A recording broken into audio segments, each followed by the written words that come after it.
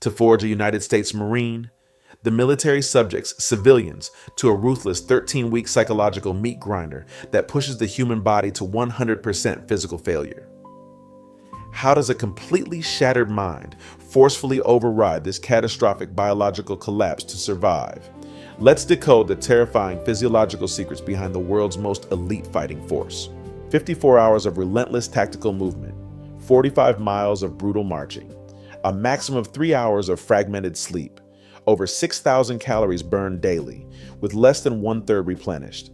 This is not a summer camp. This is not a standard fitness test. This is the Crucible. It is a defining forge of the United States Marine Corps.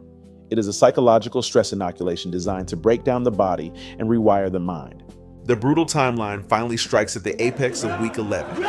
Power is exactly 0200. 2 o'clock in the morning, hotel company is violently jolted awake. Harsh fluorescent lights in the squad bays instantly blind them. Drill instructors shatter the silence with deafening commands. There is no time to think. There is only time to execute. Recruits immediately don standard issue Desert Marpat utility uniforms. They meticulously strap on the ILBE tactical backpack system. Finally, they grip their primary weapon system, the M16A4 service rifle, chambered in 5.56mm NATO. Combined with canteens and Kevlar, this loadout weighs exactly 50 pounds, 22.6 kilograms of dead weight resting entirely on fragile shoulders. This phase is not merely a physical hike, it is a tactical masterclass in testing unit cohesion. We observe this dynamic flawlessly through two siblings, Lazaro and Myra. They are 21 and 19 years old. They stand shoulder to shoulder in the most gender-integrated enlisted company in modern USMC history. The military expertly weaponizes emotional bonds. Lazaro intimately knows his sister's pain. Myra actively draws immense strength from her brother's presence. Together, they step off into the first objective. It is a grueling 6-mile tactical movement executed under absolute darkness. Let us precisely analyze the underlying biomechanics of this exact moment. With every step, that 50-pound payload amplifies the kinetic force traveling up their legs. The medial and lateral menisci inside their knee joints absorb impact forces exceeding 3 times their body weight. The lumbar spine severely compresses. Muscle fibers in the quadriceps instantly begin generating severe micro tears. The physical degradation initiates hours before the sun even attempts to rise. The true climax of this first phase violently hits as they leave the safety of the asphalt. They plunge deep into the dense, unforgiving South Carolina pine forests of Paris Island. Absolute, suffocating pitch blackness completely swallows the rapidly moving platoon without mercy. The ambient temperature rapidly plummets. The freezing coastal humidity violently bites through the thin fabric of their combat utilities. The massive initial spike of cortisol and adrenaline, which violently woke them at 0200, now severely crashes. The human body desperately demands deep sleep. The central nervous system aggressively screams for immediate rest, but the relentless cadence pushes them endlessly forward. They are walking completely blindly into the terrifying unknown. Have you ever pulled a simple all-nighter just to finish a mundane project? Now, actively imagine strapping 22 kilograms of combat gear to your spine and marching straight into a freezing, pitch-black forest at 2 in the morning. How long would your mind actually last before begging you to quit? The calculated cruelty of this training is never designed to destroy.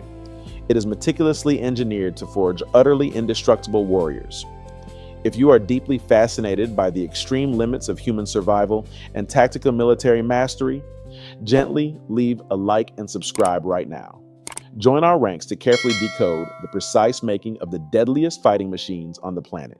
The freezing darkness of this brutal 6-mile march is merely a gentle, deceptive prelude. What exactly happens when the human stomach is violently drained and the primal, violent instinct is truly forcefully unleashed? The sun finally bleeds over the horizon, exposing the brutal reality of their energy deficit. In a standard combat zone, a Marine consumes 3 full MREs, or meals ready to eat, totaling roughly 3,750 calories per day. Here, during this 54-hour hell, recruits are strictly issued only 5 MREs to ration across the entire event. They are violently burning energy at double the normal rate while starving their cellular engines. The human body is a highly adaptive machine, but it requires fuel. Within the first 6 hours, hepatic glycogen stores are completely depleted. The recruits' biological systems are forcibly shoved into lipid metabolism. Their bodies literally begin cannibalizing stored fat tissues just to keep their vital organs functioning.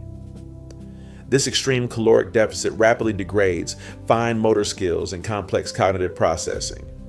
Every single movement feels like navigating through thick, unforgiving concrete. Yet, the physical demands violently escalate. The obstacle course introduces a new, torturous variable.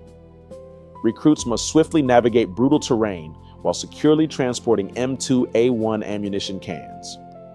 These solid steel boxes, typically holding 5.56mm NATO ammunition, weigh exactly 35 pounds or 15 kilograms.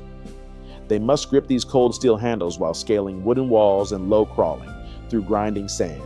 Biomechanically, holding a 35-pound dead weight away from the body's center of gravity places catastrophic torque on the deltoids and delicate rotator cuffs.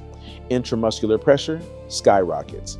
The anaerobic glycolysis pathway activates, rapidly flooding muscle tissues with severe lactic acid. Muscles begin to visibly tremble and eventually lock up when a single recruit inevitably drops a heavy can or fails to clear a high obstacle. The drill instructors do not punish the individual. They relentlessly punish the entire squad. Drop and give me burpees. The command echoes with malicious intent. The squad synchronizes their suffering. The burpee is not just a cardiovascular exercise. It is a meticulously designed instrument for ego death. A recruit might possess the individual strength of an Olympian, but if the recruit right next to them physically fails, everyone pays the bloody price. The Marine Corps fundamentally rejects the concept of the individual. You survive as a cohesive unit, or you violently perish as an isolated liability. Tensions inevitably flare. Hunger-induced rage aggressively boils over into petty arguments under the sweltering sun.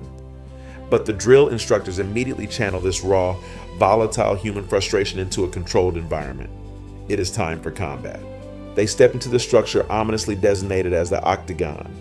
It is time for pugil stick warfare and aggressive full-body sparring. This is the brutal application of close quarters combat, or CQC military doctrine. The recruits are utterly exhausted, severely starved, and physically broken. Now, the Marine Corps actively pits them against each other in one-on-one combat. The objective is not to teach refined martial arts. The true tactical goal is to surgically hijack the amygdala. The brain's primal fear center is forcibly activated, triggering a massive adrenaline dump. The instructors are forcefully converting blind, panicking survival instincts into calculated, weaponized violence. You must find the absolute aggression to destroy your enemy, even when you have absolutely nothing left in the tank. The psychological climax of the morning detonates inside the bloody octagon. The violent, cracking sound of heavily padded pugil sticks aggressively striking Kevlar helmets violently pierces the humid air. A tired recruit takes a devastating, crushing physical blow directly to the chest plate. At this precise, terrifying millisecond, their heart rate instantly explodes past 180 beats per minute. Severe biological vasoconstriction aggressively pulls blood away from the extremities and forces it directly into the major organs.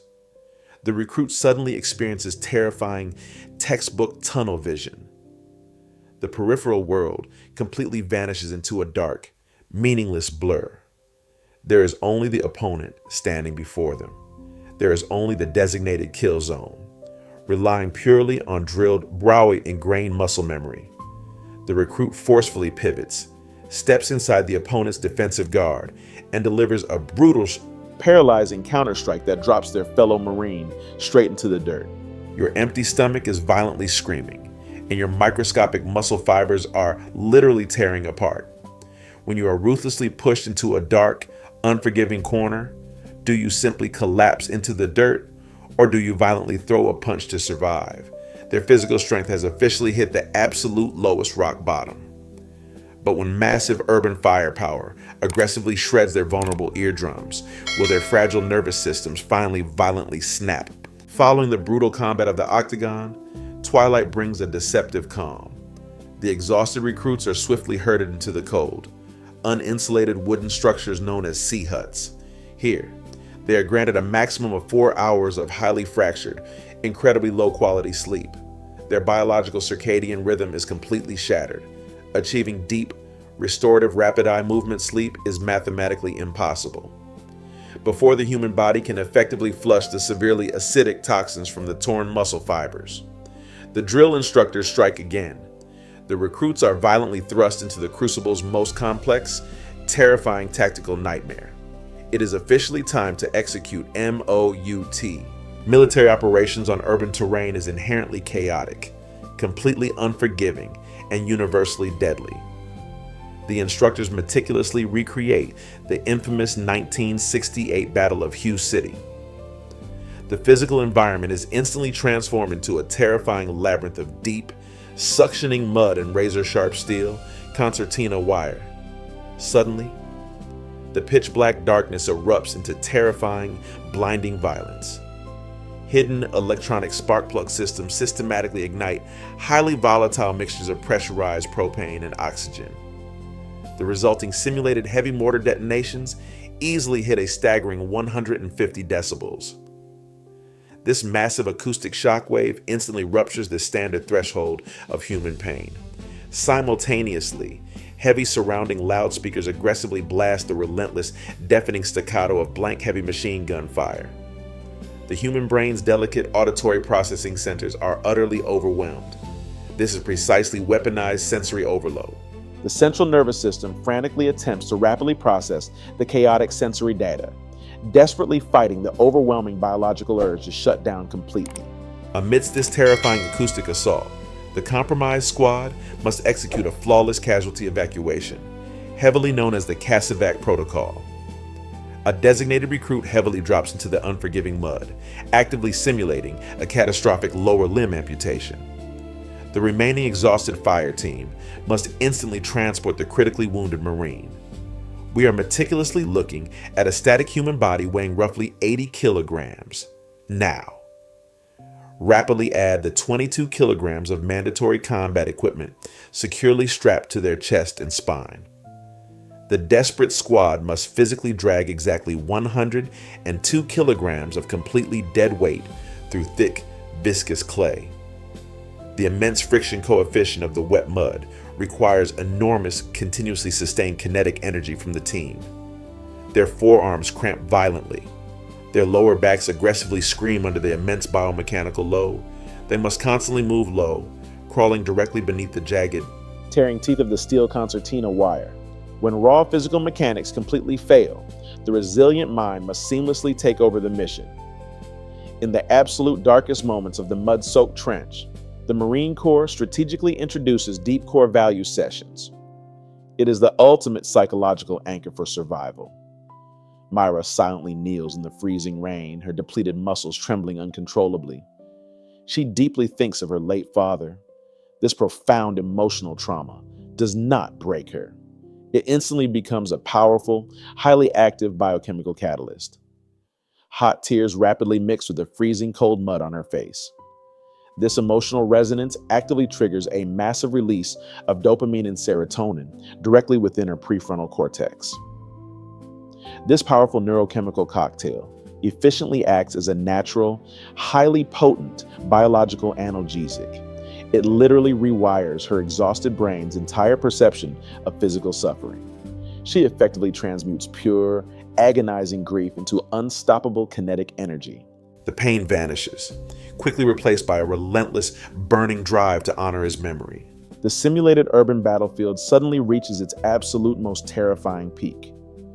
Cold rain lashes down relentlessly, completely blurring all crucial tactical vision. A massive propane detonation violently shakes the wet earth beneath their boots. He is bleeding out right now. A drill instructor aggressively screams with raw, terrifying fury. You have exactly 40 seconds before he dies. The sheer auditory violence and simulated panic immediately trigger an acute neurological glitch in a young, overwhelmed recruit. He experiences a textbook, paralyzing freeze response. His essential motor neurons completely lock up. He stands completely paralyzed, exposed in the active kill zone. His squad mates absolutely cannot afford this fatal hesitation. They aggressively grab his tactical vest, violently jerking his body back into reality. They scream his name, forcefully shattering the terrifying psychological paralysis. They grab the casualty's drag handle and violently heave the 100-kilogram load forward through the storm. Under the deafening roar of simulated artillery fire, if the Marine next to you falls, will your body paralyze in fear, or will you violently charge forward to rescue them? Their biological frames are fractured, and individual wills are crushed. But the ultimate obstacle, and the true test of death, remains. Will they touch glory? The terrifying, ear-shattering simulated artillery of the Hughes City combat environment finally falls dead silent. The thick, acrid smoke of detonated propane violently clears from the training ground, leaving behind completely shattered human bodies lying exhausted in the freezing mud. But the United States Marine Corps Crucible relentlessly demands one final, agonizing toll before victory can be claimed.